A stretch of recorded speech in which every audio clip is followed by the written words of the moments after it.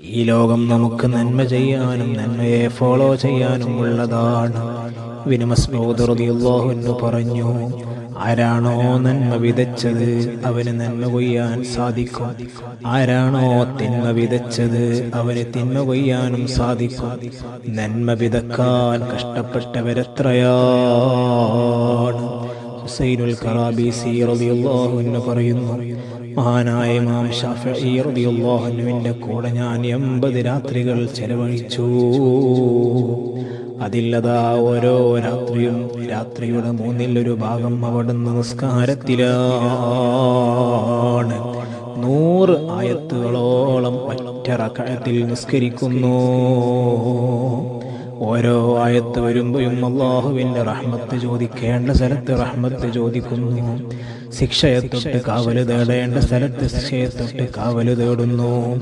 എന്തു മഹോന്നതമായ നിസ്കാരം!